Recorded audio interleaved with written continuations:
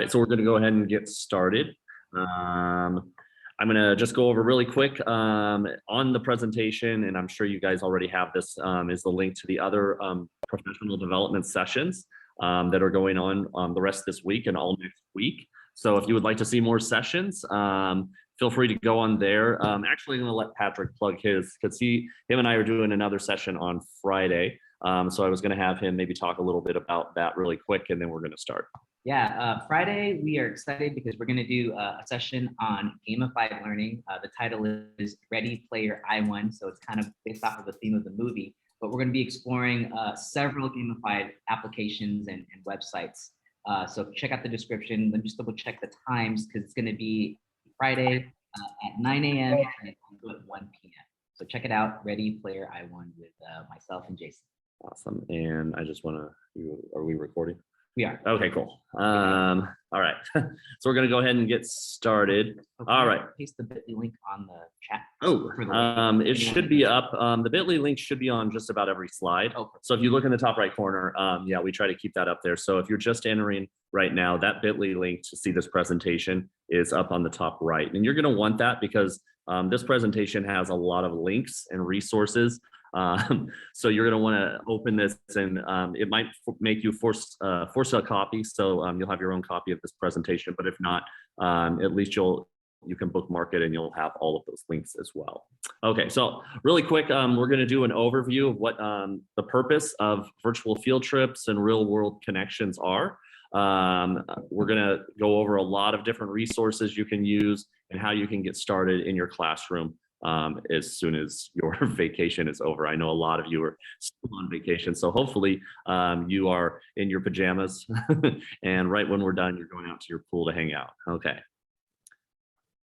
Okay, so you know, I mean, over the last year and with the future of this pandemic, I mean, I don't think that real world field trips are going to be happening anytime soon.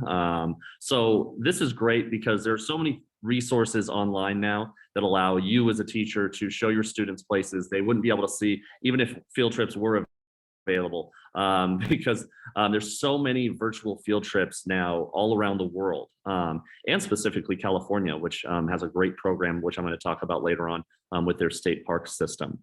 So this allows students to kind of, because we are limited, you know, with them being in the classroom, they're going to have masks on. I mean, there's going to be a small amount of distancing even still. So this is a way to do things in your classroom, to connect them maybe even to other classrooms, community members, places that they can't go right now. So it kind of makes them feel more of a part of the world. So that's really important. I know you're going to be back in classroom, so a bit different from last year, but even still, just now that we're one-to-one and students have these devices, these are great resources to have so that students can visit places pretty much anywhere they want to go. What is real world connection? So what we're trying to do in these classrooms is we're trying to get students to go to live sessions where they can ask questions, and that could be from a museum curator, it could be from a park ranger, there could be a lot of different people, from book authors. I mean, there's all these live events they do now that allow your class to participate, ask questions in a live session, kind of just like what we're doing right now.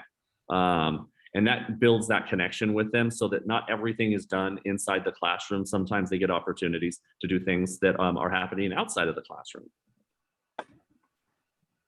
All right, so some tools I'm going to show you. I know you see Flipgrid. You're like, I already know Flipgrid. I totally get it. We're actually going to talk about a couple of different things with Flipgrid, including their live events and their pen pal system called Grid Pals. We're also going to go over Microsoft Live Events. If you are familiar with Skype for Education, it's actually been disabled. It no longer exists. So Microsoft does something new called Live Events in a number of different ways. If you probably have heard of Google, and you've probably heard of Google Earth, which has been around a long time. And so if you use previous tools like Google Tour Builder, which have been disabled, Google Earth has actually built everything within its own system on that one application. So if I'm going to show you how you can get students using Google Earth to travel places around the world and build projects off of it. We're also going to do a little apps matching at the end where we talk about Flipgrid, the tool, as well as Microsoft's live events. All right. So on each of these slides, you're going to see that I've added some links. So you can open those at any time. I'm going to open them as well, just to kind of show you. So Flipgrid, as we all know, is a video response tool. So you might have used it in your classroom already. If you haven't, you should totally try it out. It's a great way for students to do a lot of different activities, such as reflections. They can do podcast interviews, or they can just teach a lesson. So there's a lot of things they can do on Flipgrid. But for the purpose of this, we're actually going to show you that Flipgrid actually does live events. If you don't know this, Flipgrid is owned by Microsoft. So a lot of things that Microsoft Live Events and Flipgrid do are combined. So when I click on this link, and you can keep this link, they update it constantly. Flipgrid has live events going on all the time. Right now, they only have 3, it looks like in August. But once the school year picks back up, they tend to have like a lot every day. So right now, for example, if you did have students, you would be able to register and sign up for any of these 3 live events. And so students would participate with you in those live events as they're going on.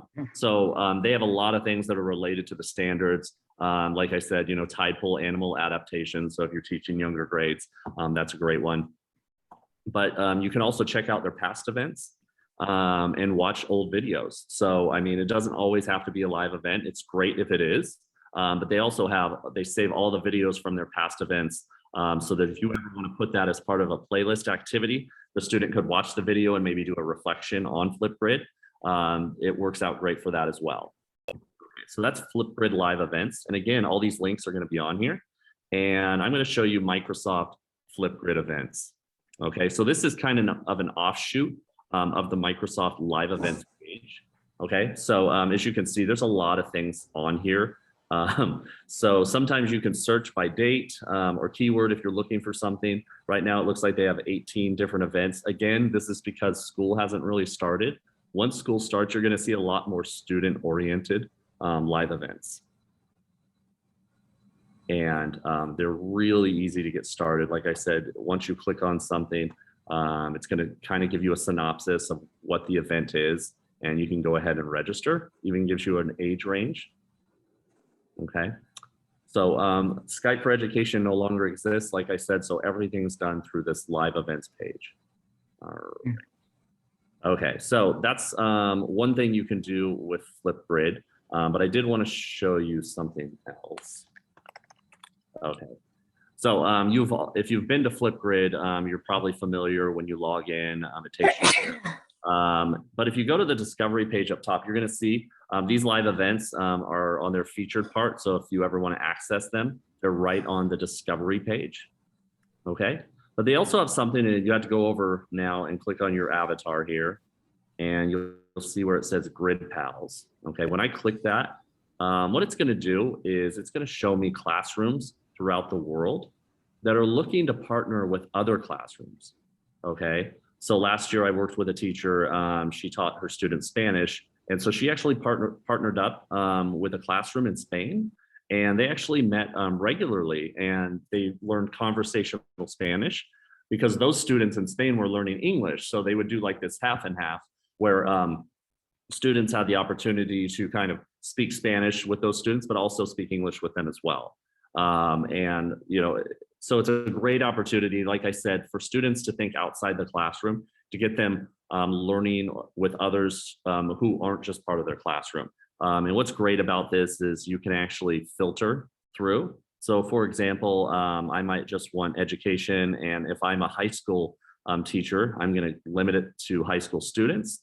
And maybe I have a specific class subject that I want to talk about. Okay, so if that's the case, here, I'm going to take history, for example, and then it's going to show me those classrooms. And again, I can zoom out and cross over here. Maybe I want to go somewhere else, and you'll see classrooms in different parts of the world. So if you ever want to be a, a partner classroom or a pen pal classroom with a non-American classroom, great opportunity for students to learn about different cultures. So that's called Grid Pals. And like I said, if you want to try it out, like once you go up here, it's going to say learn more about Grid Pals. That'll show you how to get your classroom started and put on the map so that if anyone wanted to contact you, and be a partner classroom, you could. It's not required because you can actually look on that map and find partner class for yourself. Okay. All right, I'm going to cancel out of that for now and go back here. And the next part we want to talk about are these Microsoft Live events. I'm going to show you where it says get started, and I'm taking you right to the main page. And the reason for that is because they have a lot of different live events. As you can see, you can actually go to educators and learning institutions, and they actually have stuff for teachers, as you can see. So obviously that's not the point of this, but it's nice to show you. So as you can see, like they're gonna have sessions. The Smithsonian does sessions all year long. And like I said, the Space Jam, the coding workshop, they have a lot of coding sessions, a lot of Minecraft stuff. You'll see as time goes, but you also see right here, they'll have, George Washington Carver Museum. A lot of museums partner up and do live events so that students can see museums that they would never be able to see in person. So as you can see, this one's Thursday, August 5th. Obviously, you're not going to have students then, but it will show you the times. Just to let you know, sometimes it's going to have weird times. It might say 1 a.m. or 5 a.m. And that's because, they run sessions for students all throughout the world. Just pick the time that makes the most sense for you. Okay, and you can register for those sessions. All right, so I'm going to go back to this list. Obviously, these are, I can go here, students and families. And if you want, they'll show you all different events. The reason I like going to this page is because it includes all the categories. For example, the SEL categories, the museum tours, the Flipgrid events. And you'll see it says Space Jam: A New Legacy. That's probably going to be a temporary thing because the movie just came out. But usually they'll have something that just came out, whether it's a movie or something else that kids like. And they usually will have live events or workshops based around it. Yes. Jason, we have a question from the chat. Someone asked, do these cost money? No, these are all free. Everything I'm showing you today is free. There's nothing that costs money. It's not very helpful. I was a teacher myself. The last thing I ever wanted to see was someone show me something awesome that cost money. So I wouldn't want to have to explain that in a professional development. Like, these are so great. So if you could just write a check for $1,000, you can go ahead and get them. These are all free. So that's the best part. And you can run them full class, but I like to always get it back to can kids do some of these sessions by themselves? They can. You just want to make sure you register and kind of understand how everything works. But that's what's great about it is, eventually kids can do some of these events from a playlist activity. So you're working maybe with a small group and some other kids are doing this in another part of the classroom. And we all love being able to have activities like that when we're working with small groups. So yeah, if I click on virtual travel, since this is a virtual field trip professional development, you can see the ones that are available right now. Again, once September hits, October hits, that's when you're going to start to see a lot more sessions. So a lot more to choose from. But right now over summer, they always slow down a bit over summer, as I can tell, because I remember seeing what it was like in the spring and they had a lot more.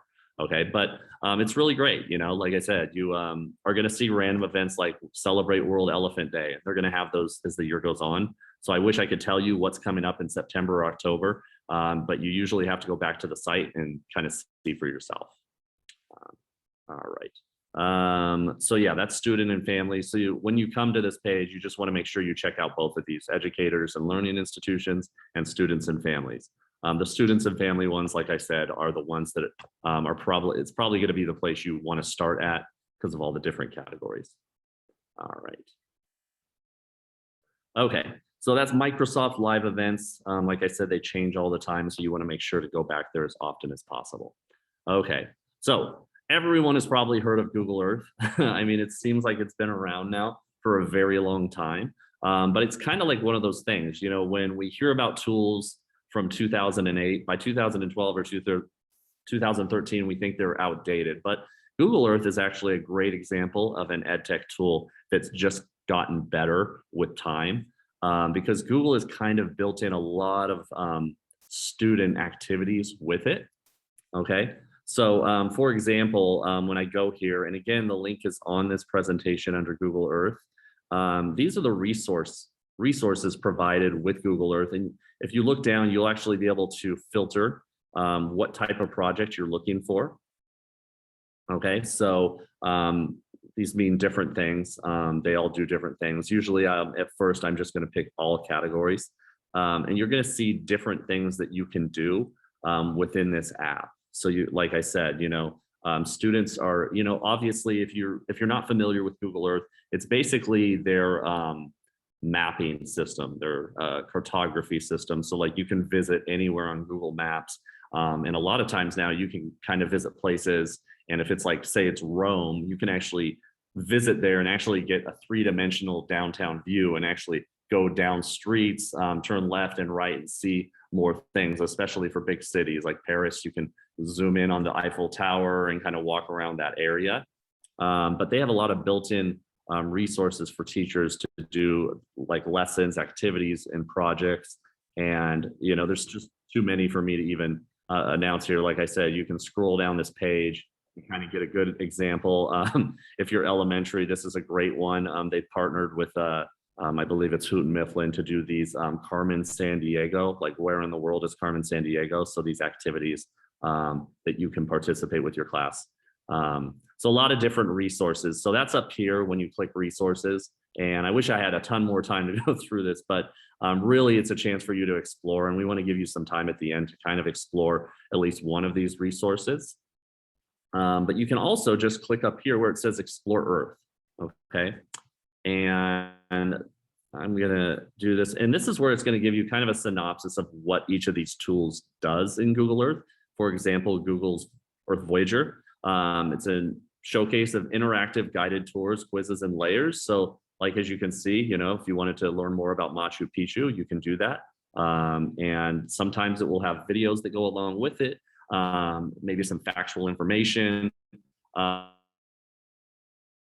learn about something in a more interactive way with maps that are, a lot more in depth than say like, just a topographical map, okay? And you can actually tell your stories with Google Earth. And I'm gonna show you that right now. So if you're familiar with Google Tour Builder, they actually deprecated it. It no longer is running. But Google Earth allows students to do projects. And let's see, I'm gonna click tell your story in Google Earth here and give it a second to load up. And I'm gonna show you their example of someone who created a project. And here, you have to click there it is. So right here, this little icon on the left. And you can't break anything, so I always recommend just clicking on whatever you can. And this is Anne Frank, Diary of a Young Girl. And you're gonna see it's gonna back up. And on the left-hand side, you're gonna see this is where the project portion is. Now, this isn't my project. So, but if you see right up here where it says new feature, you can actually add all these slides. And so this person did Diary of Anne Frank. So they added this image, a little information about it. And so this is kind of like their beginning slide. I'm gonna close that. And I can click Anne Frank Home. And what it's gonna do is the map you're gonna see is gonna zoom in all the way in on where Anne Frank stayed. And this is that location. And like I said, because a lot of these maps are just so updated nowadays, I mean, you're gonna get a lot closer views than you ever did before. And it looks like this student went ahead and they put in this video that's kind of like juxtaposition from one image to like where Anne Frank was to what it looks like today. And they can actually put in information on each of these, okay? And you'll see there's a little play button. And so, and that's where they'd be able to watch that video, okay? So, and then once I click down here, I can go to the next place, and that's Frankfurt, Germany. It's going to move on the map. And I like how it does that. I like that it moves and it kind of shows you where it's going to next. And it shows where Anne was born, and you'll see the three-dimensional map right there. So it's kind of a clever way to do a project. So you have all these mapping features. So like I said, I'm going to go back and show you, like, because I was working with a classroom and they were doing state projects So they were learning about each of these states. And so I showed them how to kind of get started on doing a state report. Okay, so I mean, you have your title slide, and students were able to pick their image that they wanted to use, like obviously an image from their state. And then they could add these different things. So whenever they added a place mark in their state, and it could be a monument, a museum, it could be anything in that state, they were able then to add either a picture, they could add a video, they could make their own video and add that, they could add their own information, and then basically do it in this order. And they could share that not just with other students, but they could actually add collaborators on their projects as well. As you can see, there's a share project button up here. So all these students were able to create these state projects and basically share them with each other. Now you're probably wondering, like, what does this have to do with virtual field trips? Well, it's a great opportunity for students to kind of create their own virtual field trips and then share them out with their classmates, especially if you're doing something where you're learning about geography, learning about social studies and history, or just reading a book, and you want to be able to map out those places in the book. So there's so many use cases in the classroom, how this could be useful. And so students just really have a good, it's a great opportunity for them to kind of get to learn how to use this tool and find things on a map as well. Okay. Hopefully this isn't too much information for everyone. I know it's a lot of stuff. The reason for that is because I wanted to include as many resources as possible, because I don't expect you to go back and say, like, I got to do all 5 or 6 of these things. Like, pick one thing that you really like or you think would work in your classroom, and I would stick with that until I'm ready to add anything else. Okay. So you can also obviously look at these other stories, 250 miles to freedom. That's a good one. So I've seen that as well. But yeah, so it's a great tool to, create these projects using a mapping tool that lets students go virtually wherever they want. All right. I also put the My Maps link up here. It's a bit different. So students can map out certain locations and basically explore, like they said, the basics of cartography. So I know that that's probably a lost art. That's not something that we get to do with students as much as we used to. I don't think students are opening an atlas anytime soon, but so this is a great tool to get them to learn those terms, but using a tool that would be something that they might use in the future. Okay, all right. So next part. What I like about, and I'm going to take you to these live events. You can obviously go to Flipgrid, and like I said, since they're owned by the same company, they do a lot of things together. So I'm going to go up to Discovery. Again, this is where I was that one time before. I'm going to see if I can search live events. And if I have, just I want to search that old term that used to work, just because no one does that anymore, but that's Skype for Education. I could try Skype. They probably still have these old ones. Yeah. So like this one. So just so you know, any video you want to put on Flipgrid, you can, and have students respond. So like we talked about with those live events, they record them, and afterwards they leave them up there. So you can actually go back, add those old videos to Flipgrid, and then have students answer certain questions. Okay, so for example, this was a live event that was done with Jane Goodall. Unfortunately, well, hopefully they get her back. I know she's done several of these for them. So if you ever see the Jane Goodall live event, I definitely recommend it because obviously she's a big fan of students, and I've found her sessions are just really enjoyable and students really enjoy it. So anytime you have these videos that you find, you can actually put them up and just have students answer questions. They're great asynchronous activities that students can do on their own. And it's a good opportunity for them to kind of, start doing some of this real world learning, learning from people outside of the classroom, not just inside of the classroom. This is a great way to app smash. So to put those former live events up on your Flipgrid page, and go ahead and get started letting the students watch those videos on their own and answer any questions. And then you'd be able to review those later on. All right. And that link is, both those links are up there as well. Like I said, it's just such a great way to, not have students feel like they're locked in to their classrooms. And like I said, when they're wearing their masks, I mean, you're wearing your mask, you all kind of feel like, we don't have any other spaces to go to. This is a great and easy way to visit places all throughout the world, to let them kind of see what else is going on out there. And it never gets boring. And you'll never run out of virtual field trips. I'm going to show you this one here. I'm going to go back to Discovery.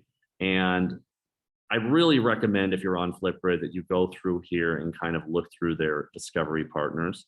And the reason for that is because you'll notice there are a lot of places that are partners that are like locations that they're going to be virtual field trips. For example, the Cleveland Museum of Art, California State Parks. If I scroll down, I'm going to see some more here.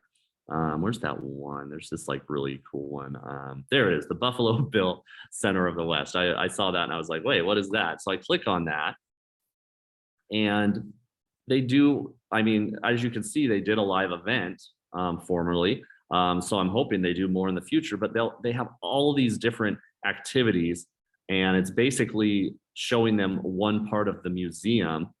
So if you click on anything, you can learn about so many different things. So I would definitely recommend checking out those partners and just clicking on them, because as you can see on Flipgrid, every partner has their own page. And what's really cool is sometimes they'll have these links, and I saw this because I went to this one before because I was interested, and then I saw it said virtual field trips, and I clicked it, and it's like they do all these lessons, animal adaptations, cultures of plain Indians, like these different, like all these things, and you can book these lessons. And like I said, during the summer, they might not have any going on, but during the regular school year, they will, and you can actually book a lesson and they'll come on, and someone from the museum will be able to be there and answer questions for your kids and show them different parts. And I mean, all of these are like, would be great lessons to have in your classroom if there's things that you're learning about. Okay, so it just shows you there's a lot of stuff out there for virtual field trips, and which is a great lead into the next part of this presentation, because that's what we provided a bunch for you. So if you're unfamiliar, the Ports on Demand, that's the California State Parks. And right now they don't have any sessions because it's summer, but once the school year gets rolling, they do just a ton of lessons. So I can go to Ports on Demand programs, and you're going to see once the school year gets going, they do all these sessions. And these are all park rangers from across the state. So anything that you would want to learn about some state park within California, you can do a session on it.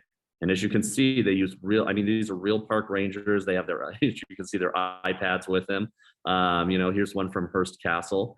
Definitely got to try the sea otter adaptation one. But yeah, they do these sessions all throughout the year. And you can just sign up and register. And that's what it is. I'm sure there's other classrooms participating, but your classroom gets to see a live session and get a chance to ask some questions and have that ranger answer them for the students. Okay. So that is the Ports on Demand. And like I said, you just click this link right here. It's right up there. We've also provided these links right here just to get started on just some random places. And this is just a small amount. Like I said, live animal cams, a lot of, here's the San Diego Zoo live cam, but like you can find live cams for animal parks all throughout the country. Art museums. A lot of museums do these virtual field trips. A lot of them do them live. I mean, you can get a live session with a museum in Egypt, and there will be people ready to speak to students. And here's just a small sampling of Yellowstone. It would basically be 100 slides if we wanted to include more. So obviously, these are probably more than enough to get started in just about any classroom. that you're looking to do some more virtual field trips in. All right. And here's just an example of a unit of study. Like if I was learning something about space, I can put down, these are the things I want them to learn, and I could share that slide with them. And all of these links lead to videos that allow the student to see something in a video of a different location. Like I said, if they want to see something in Mars, explore Mars via the Curiosity rover. So all of these links then would then lead them to places where they'd then be able to see, they can use NASA's Curiosity rover and just enter the 360 and see where it is right then and there. And that's it. So like, it's really cool if you're using it as a playlist activity, or like I said, it's just part of your presentation. If you're in middle school, high school, and you're using Nearpod, you're putting links like this in your presentations all the time. If you are an elementary school teacher and you're doing presentations through Google Slides, I mean, stuff like this is really simple and easy to do for students, especially if you're like, you're going to work on slides 14 through 16 today. All these links can be put up. The kids go to those links and explore on their own. So like I said, it can be teacher led, but it doesn't have to be. So you definitely have those opportunities. All right. So what now? And obviously we finished, like we wanted to give you guys time. We didn't want to use the whole hour and then say, okay, now go use your own time to explore some of these resources. But what we did want to do is make sure that you had all of these resources. So we put the link back on this last slide. If you'd like to follow us, we're definitely going to be putting a lot of things on Twitter this year, videos, presentations, just tools, resources. You can follow us at PUSD Innovate on Twitter. And we usually have stuff up all the time. So if you want to do that, and as always, if you need to email us, if you have any questions based on, technology integration, or just tools that you're unfamiliar with having to do with educational technology, always feel free to email us at tech@powausd.com, and a tech coach will answer your question. Okay, so for these last 25 minutes, we're going to stay here. We're going to be in the room answering questions if you have them. So if you'd like to explore and then ask questions, feel free. Patrick, anything to add? No, you guys were awesome. Thank you guys. Shout out to Carol, who made a comment about ports being recorded, and you can watch them on YouTube if you want to. You aren't able to sign up, so that's pretty cool. Yeah, the website is huge though, so make sure you have some time to do that. Yeah, but we and I can't. Yeah, and I can't tell you enough. Just when it comes to virtual field trips, like it's so the amount of stuff out there is just like in comparison to other different things you might do in your classroom is so much. Usually, if you just add, if you're on Google and you search anything, just put a plus symbol and then virtual field trip and see if you can find something, for something you're looking for. I know that the California missions have a lot of virtual field trips. So if you're a fourth grade teacher and you're learning about that, I always recommend to look that up. But yeah, there's just so much out there. Great. Thank you. You're welcome. It was so informative. Yeah, it's a lot of stuff. It is a lot of stuff. I'm yeah, trying to and that's why I'm glad do all this and then do all that. Mm-hmm. Yeah, and I'm glad that now. I mean, make sure to save this this presentation because I already did. Yeah, and that way you can just use it and not have to bookmark anything. You just go back to it. Mm-hmm. Yeah, while it's fresh, you guys already have those ideas and wondering, go in there and explore and take advantage of this time now for sure. Yeah. And after that, yeah, you do not have to stay in the room, but if you'd like to, feel free. But yeah, if you are ready to go, feel free to leave the room and do some exploring on your own, or you could stay in the room. That way, if a question comes up in the next 20 minutes or so, feel free to stay and ask us, and we will be checking out the chat. I put it in the chat, but I was a couple of minutes late. Can you reshare the link to your slideshow? Oh yeah, you see my screen, you see the share screen right now? Yep. That bit.ly link? Oh, okay.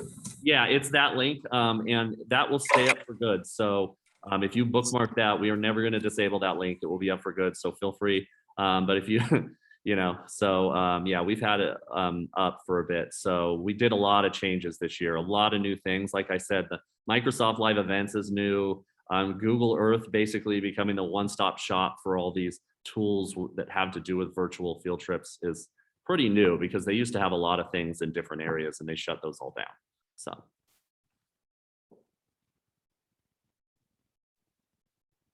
The session title for the one, it's Ready Player One, and that's WON. And it's the same two people, it's Patrick and me, but he is going to be leading that session. I will be supporting.